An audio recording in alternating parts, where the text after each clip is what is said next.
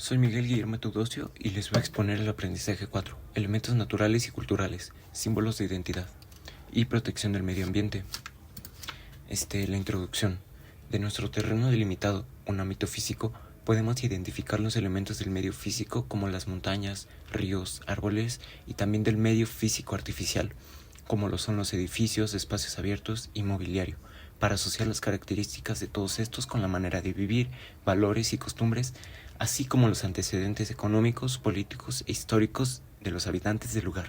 Los conceptos clave aquí son elementos naturales que incluyen todos los componentes del medio ambiente que no han sido alterados por la acción humana, los elementos culturales, que son todos aquellos aspectos que forman parte de la cultura de una sociedad, símbolos de identidad, que son elementos, figuras o emblemas que representan la identidad y la cultura de una comunidad, región o país.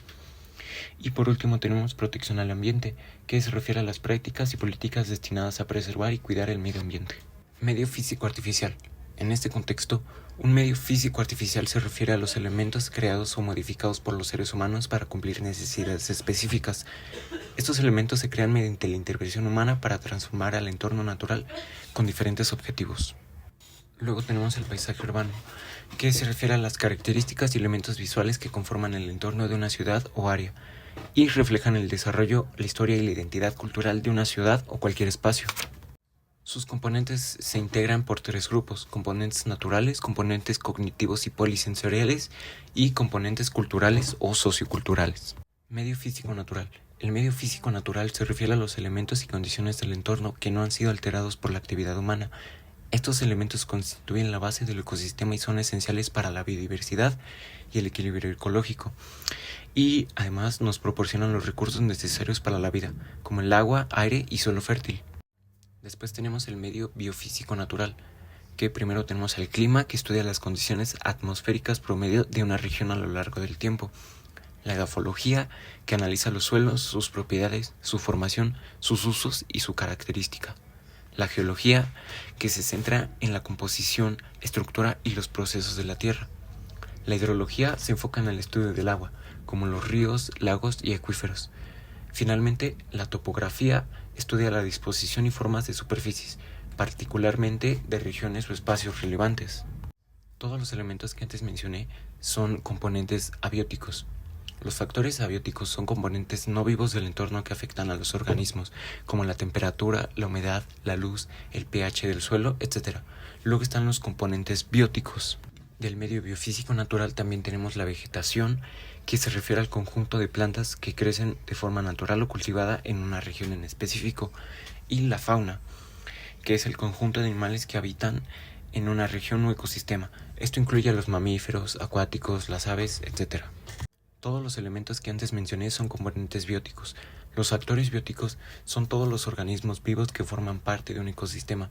Pueden clasificarse en tres grupos principales: autótrofos, heterótrofos y descomponedores. Es necesario caracterizar al ecosistema local identificando las relaciones existentes entre sus componentes. La cadena alimentaria orienta al estudio del equilibrio, falta de materia o de energía. Una manera fácil de hacer esto es con la homeostasis, ya que nos explica que es el proceso por el cual un organismo o sistema mantiene un equilibrio interno estable a pesar de los cambios en el entorno externo. Es crucial para el funcionamiento adecuado de los organismos vivos. Es por esto que la energía en los ecosistemas fluye a través de la cadena alimentaria. Comienza con los productores, los autótrofos, ya que, como sabemos, son aquellos que producen su propio alimento. Luego la energía se transfiere a los consumidores primarios o los herbívoros. Luego se transfiere a los consumidores secundarios, que son los carnívoros. Finalmente, los descomponedores. Los descomponedores, como las bacterias y hongos, descomponen los restos orgánicos liberando nutrientes al suelo. Y la materia se distribuye en procesos biogeoquímicos, como el ciclo del agua. Este ciclo permite que la materia y elementos esenciales se reciclen continuamente para que estén disponibles para cualquier ser vivo. Y ahora pasamos del medio biofísico natural al medio biofísico artificial. Lo primero son las redes de comunicación, los espacios abiertos y de carácter público, como puede ser una plaza, las banquetas, etc. Los objetuales, que son todos aquellos de tamaño cual se ubican en habitáculos al servicio de los usuarios, como el mobiliario. Y finalmente tenemos los espacios adaptados, como los espacios cerrados, como casas, o objetos arquitectónicos construidos.